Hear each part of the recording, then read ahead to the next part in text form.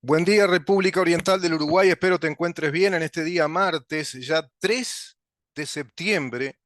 Nos vamos arrimando paulatinamente a ese, bueno, periodo clave en nuestro país, a ese periodo que va a ser sumamente histórico, trascendental, ese periodo bisagra, octubre-noviembre de este año 2024. Elecciones a nivel nacional, elecciones de autoridades, elecciones de un modelo de país. Bueno, en ciertos matices sí, e inclusive está en juego realmente toda la estructura que nos queda del Estado de Derecho, de nuestras garantías, de nuestras libertades, de nuestra justicia en materia de leyes, no en materia de sistema judicial, ante un modelo radical que proviene del más rancio populismo ya, camuflando una propuesta marxista y marxista-leninista, expoliadora expoliadora de derechos fundamentales consagrados por la Constitución, expoliadora de derechos personales, expoliadora de derechos familiares, expoliadora de la natural concurrencia de la solidaridad de los uruguayos desde un modelo de economía abierta, desde el fortalecimiento del sector privado en materia económica, por supuesto que en materia también financiera, recursos económicos del sector privado. Bueno, estamos ante un plebiscito que dice todo lo contrario. Estamos ante la propuesta plebiscitaria de raigambre estrictamente, o si vos querés, en rigor comunista, porque es confiscatorio de 28 años de derechos de propiedad adquiridos, consustanciados todos esos derechos con los derechos consagrados por nuestra Constitución como la razón de ser de nuestro Estado. Es un plebiscito que atenta contra los derechos subjetivos e inviolables de propiedad privada, artículo 32, artículo 7 de la Constitución de la República.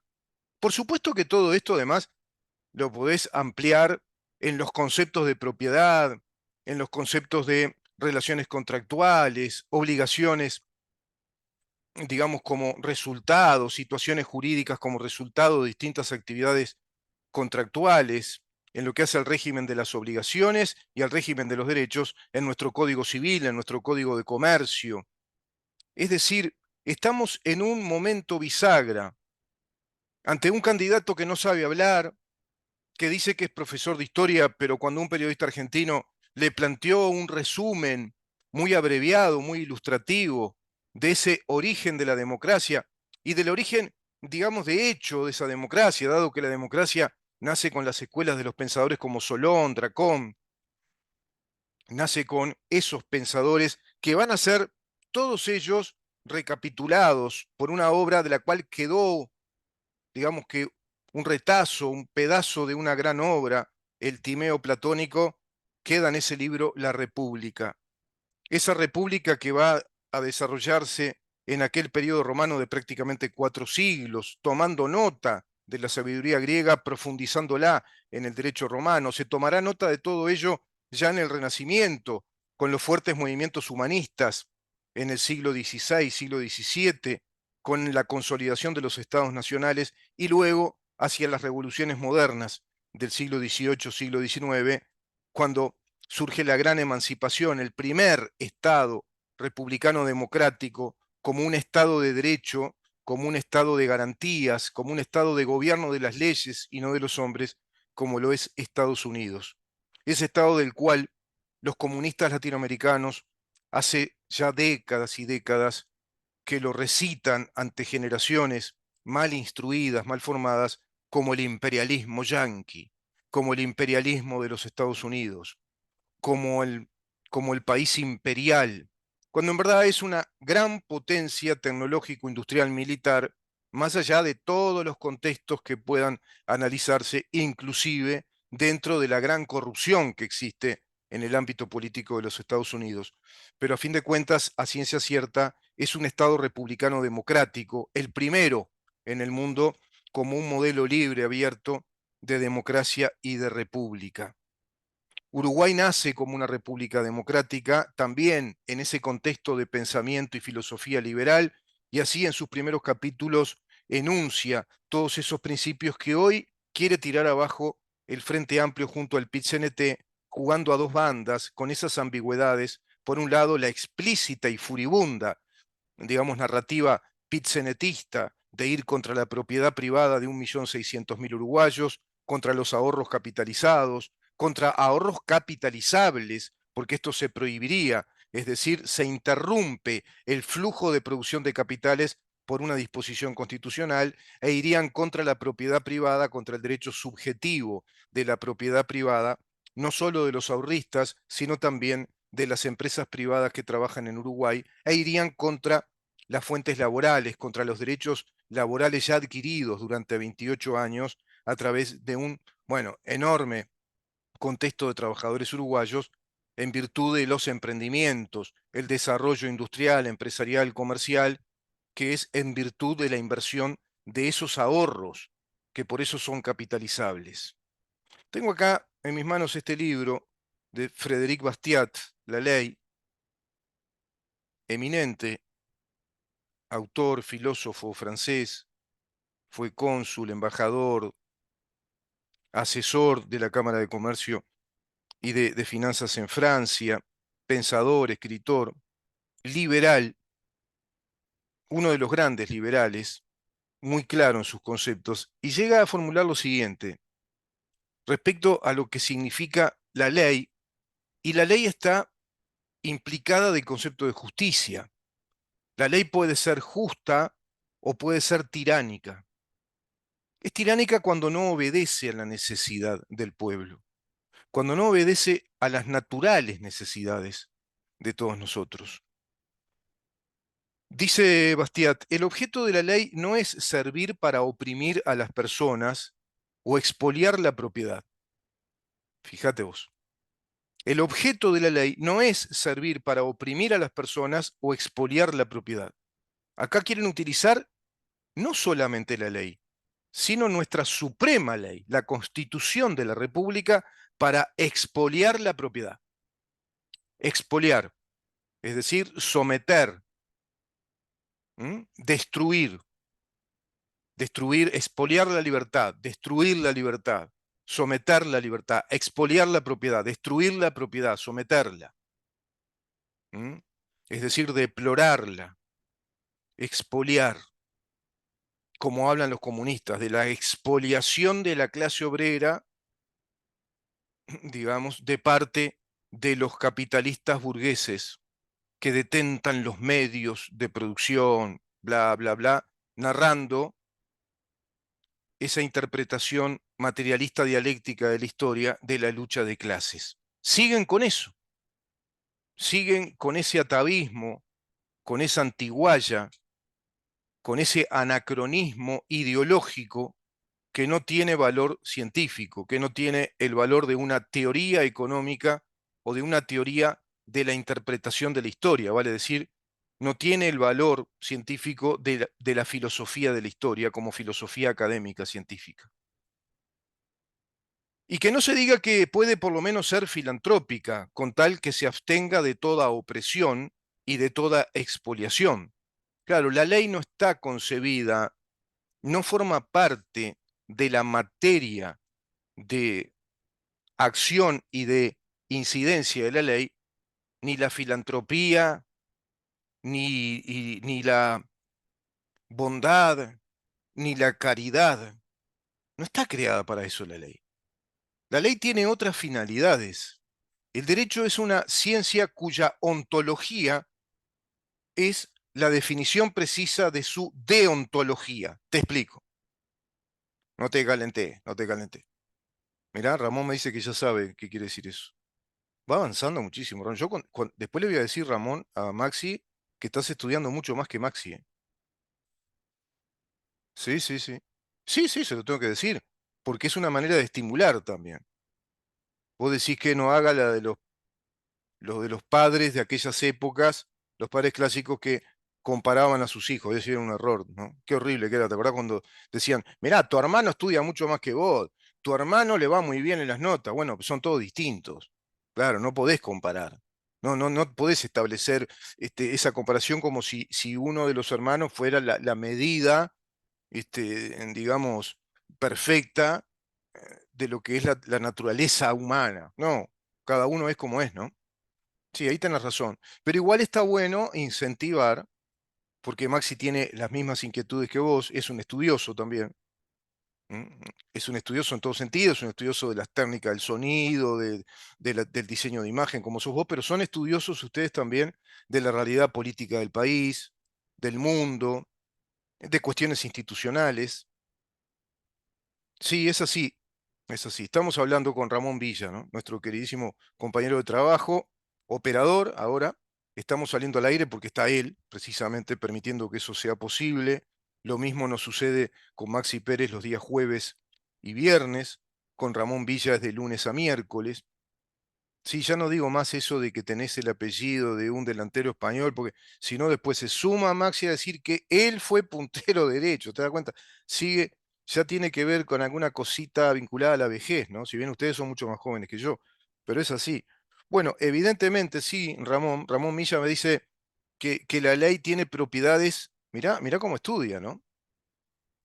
Que la ley en verdad tiene propiedades que son conmutativas, son determinaciones, claro, son normas de conducta, exacto, que deben tener una característica muy especial. Esto lo agrego yo, pero creo que Ramón Villa lo debe saber. Esas normas de conducta, una vez sancionadas y promulgadas, ese es el procedimiento, es decir, se sancionan en el Poder Legislativo, en nuestro país inclusive en idas y venidas con el Poder, en el Poder Legislativo, dije, ¿no? En el Poder Legislativo, en idas y venidas con el Poder Ejecutivo, hay una tarea de colegislación entre el Poder Legislativo y el Poder Ejecutivo, tomando en cuenta nuestra Constitución que todo lo que es materia legal obedece a políticas de Estado. Por lo tanto, el Poder Ejecutivo tiene que estar con cierta incidencia, debe tener una capacidad de coelaboración de las normas, pero en un proceso que se va luego a, digamos que a subsumir, a concentrar en la tarea legislativa. El Poder Ejecutivo puede observar cierto proyecto de ley, esa observación puede ser parcial o total, se llama la capacidad de veto.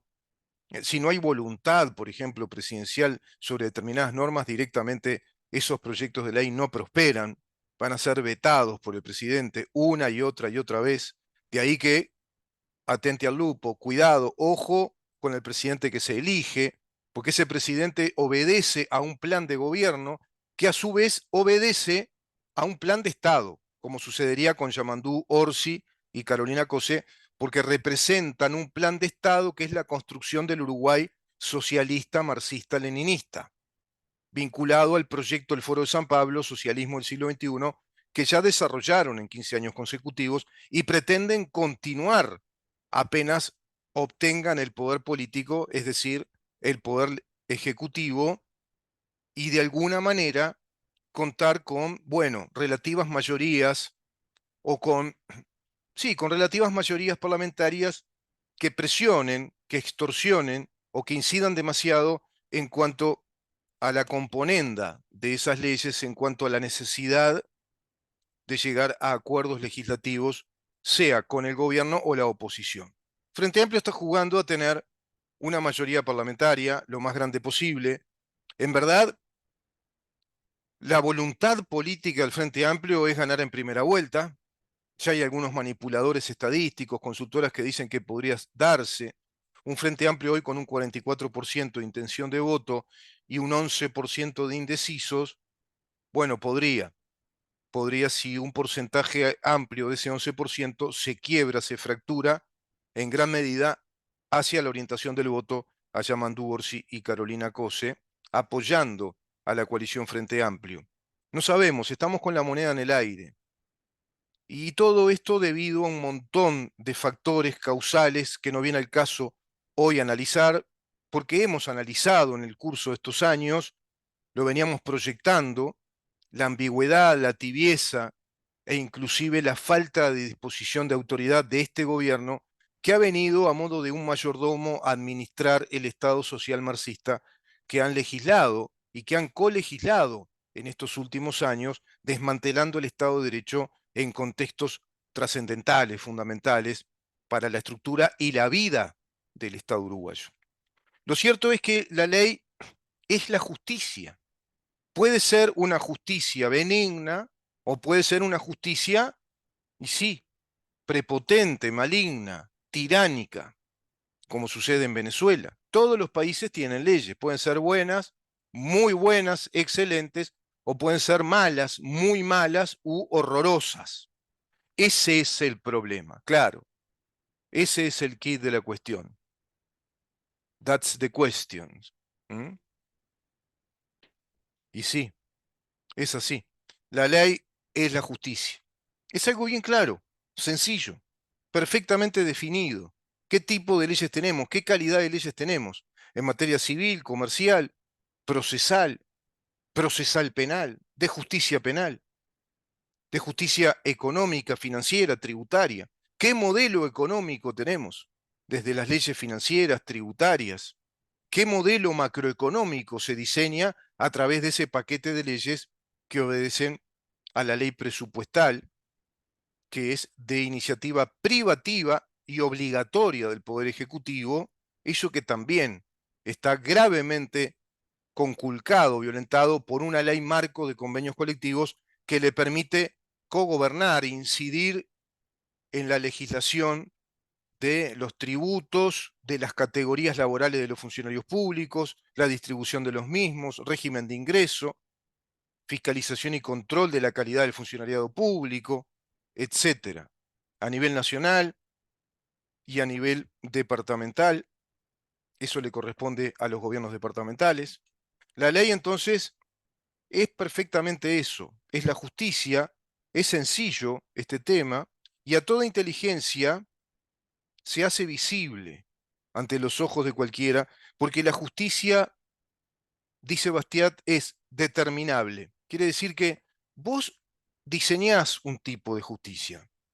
No es lo mismo la justicia penal de un monarca del siglo XVIII a la de un Estado republicano y democrático de la segunda mitad del siglo XX o en esta época, en el siglo XXI. Es inmutable en tanto que la ley tiene un carácter universal y general, y que solo dejará de tener efectos si es derogada por otra ley de carácter universal y general. Y sin embargo, muchas leyes tienen una ultraactividad, es decir, sigue surtiendo efectos hacia el futuro a pesar de que murió por derogación por el principio de estabilidad jurídica. Eso que no respetan los comunistas del Frente Amplio. Es determinable, es inmutable, inalterable, y eso es la justicia. Así está establecido en cantidad de principios de la justicia penal, ¿no? La no retroactividad de la ley penal inexistente en el pasado, la no retroactividad de la ley penal más grave hacia el pasado, es decir, no se puede aplicar hacia el pasado. Hice una redundancia y un pleonasmo, ¿no? La no retroactividad, para que quede claro, porque a veces hablo con la boca un poco cerrada y retroactividad y suena a retroactividad. Es no retroactividad de la ley penal más grave, no retroactividad de la ley penal inexistente en épocas pretéritas a la ley, a la legislación de esa ley. Esa ley penal nueva, como por ejemplo la tipificación que se hizo de nuevas figuras penales en el Estatuto de Roma en el 2002, entran a regir, entran en vigor, es decir, tienen aplicación, tienen coercibilidad, tienen efecto vinculante a partir del año 2002 a nivel internacional. Pero a nivel nacional, tienen vigor, entran en vigor a partir de que son sancionados esos delitos de acuerdo a la ley penal nacional que se haga compatible con el elenco de los delitos que tipificó el Estatuto de Roma en el año 2002, cuando lo hace entrar en vigor efectivamente al Estatuto de Roma, que inicia oficialmente, de acuerdo a su estatuto, a su organización interna, en el año 1998, pero entra en vigor en el 2002. Y en Uruguay entran en vigor las leyes hacia el futuro, las nuevas tipificaciones penales como delitos de terrorismo de Estado y los delitos de lesa humanidad a partir del año 2006 en adelante. A eso se le llama la inalterabilidad o la estabilidad jurídica de un sistema de justicia, que debe ser inmutable. Y además la ley penal es conmutativa, es decir, repara el daño de la falta de conducta que violó el pacto de la sana convivencia en sociedad, porque debe reparar el orden jurídico que el Estado tiene el deber de proteger, dado que el orden jurídico de un Estado de Derecho es el mismo Estado de Derecho. El Estado de Derecho es el orden jurídico que nos gobierna. Si ese orden jurídico es violentado, es violado, es burlado, debe ser reparado el orden jurídico de acuerdo a nuestro derecho penal. Nuestro derecho penal no tiene ninguna función vindicativa.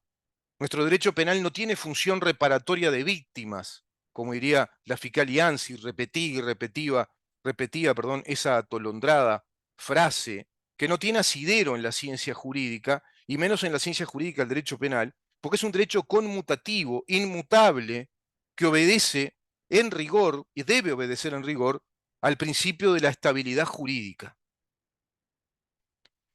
Es evidente que todo esto está muy en juego en este año electoral, porque se pueden profundizar aún más todos los deterioros institucionales del país y todos los mamarrachos neoinstitucionalistas que se han introducido en las nuevas teorías legisladas de nuestro derecho penal, con la Fiscalía de Lesa Humanidad, con una ley que dice que nuestro Estado fue terrorista, por ejemplo, con la derogación de una ley que es inderogable porque fue una disposición de voluntad unilateral, de acuerdo al derecho procesal, es decir, la renuncia a la pretensión procesal es un derecho intuito personae, es un derecho potestativo, es decir, se puede ejercer o no la legitimación procesal activa en cuanto a denunciar a alguien y llevar a cabo una acción penal o renunciar a la acción penal. Eso hizo el Estado uruguayo en virtud de que resolvió anticipadamente,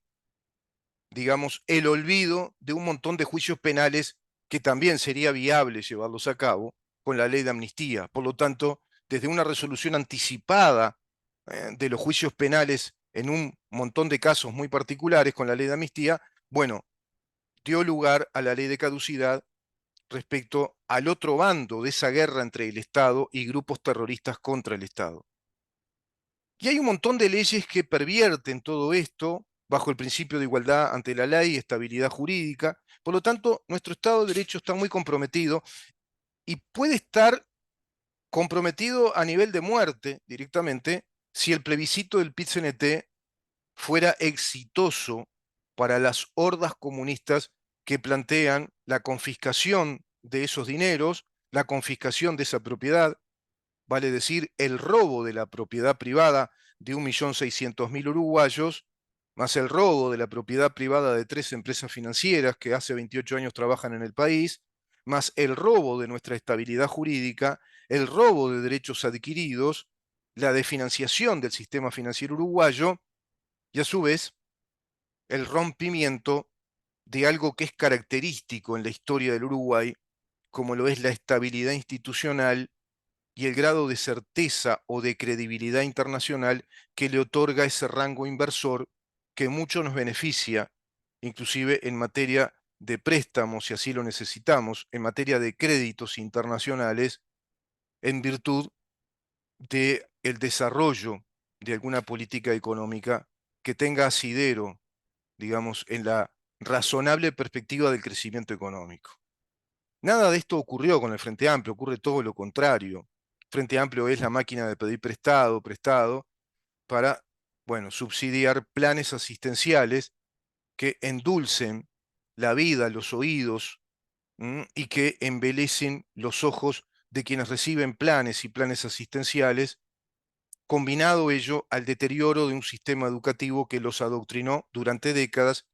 Hoy contamos con 252.000 votantes nuevos, a su vez con otra franja etaria también de jóvenes votantes. Creo que estamos en un 45 o 47% de votantes muy jóvenes, entre los que recién empiezan a votar y los que van hacia los 42, 43 años. Es importante ese universo. Por lo tanto, están jugando con ese universo electoral de modo muy populista, con la típica receta populista, inclusive ahora con la incorporación mediática, no solo de Blanca Rodríguez, sino nada más y nada menos que, bueno, la frutilla bien roja en la torta, no sé si también roja, todo rojo es, ¿no?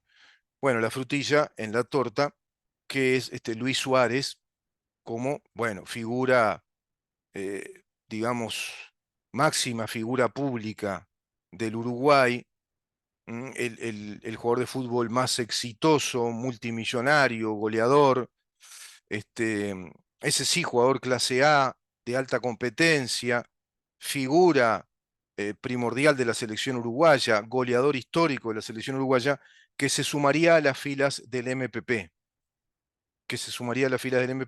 ya venía con discursos apoyando a los familiares de Memoria, Verdad y Justicia, apoyando a la ley de nunca más terrorismo.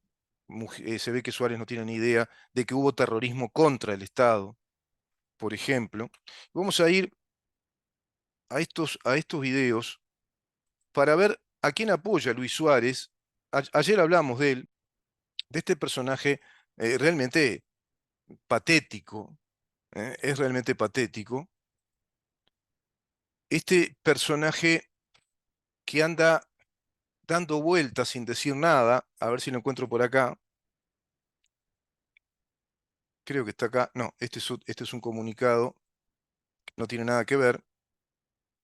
Hay ¿qué se llama Andú Orsi? Evidentemente, estoy hablando de él. Vamos a ver si lo encuentro. Capaz que me olvidé de bajar el video ahora y ahí la macaneé, ¿viste? Y ahí la macaneé. Creo que sí, que no bajé el video. Teníamos la entrevista de Fantino ayer a Yamandu Orsi. Bueno, lamentable. Vamos a ir a una pausa, si te parece, este, Ramón. Así logro bajar esos dos videos para que vean esta imagen, lo patética que es. Pero ya no es Cantinflesca, porque Cantinflas fue un gran artista.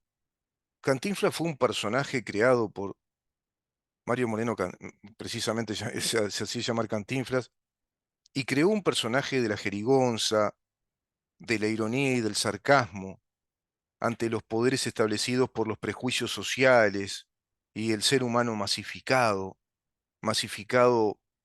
en un contexto de prejuicios que ese personaje desmantelaba de modo brillante. Esto es todo lo contrario. Este es un personaje patético que proviene de todo el paquete de los prejuicios, de la ignorancia, del adoctrinamiento, y que ya parecería que en Uruguay no es necesario tener un candidato a la presidencia con capacidad estadista, con planes de Estado, y que tenga inclusive la con natural capacidad de una narrativa argumentativa, discursiva, que nos permita desde el enunciado de una historicidad del país, bueno, refrescar en la memoria las cosas que están mal y las que están bien, y una postulación a nivel de presidenciable de lo que habría que hacer. Nada de esto está dentro de las capacidades intelectivas de Yamandu Orsi. Vamos a una pausa, vamos a ver rápidamente esos videos porque después recibimos al diputado Conrado Rodríguez para seguir conversando respecto a este desastre inminente que tenemos en puerta, que sería el acabose del Uruguay, sería prácticamente el golpe de gracia ya a nuestra estabilidad jurídica, a nuestro Estado constitucional de derecho, y me refiero a ese plebiscito del PICNT de modo ilegal e inconstitucional, e incluso el PICNT desde los funcionarios públicos cumpliendo una tarea proselitista que nada tiene que ver con la naturaleza sindical. Esto es resultado de no haber desactivado a tiempo esa ley marco de los convenios colectivos que le otorga todo el poder político a los sindicatos únicos integrados al PICNT. Vamos a una pausa y continuamos.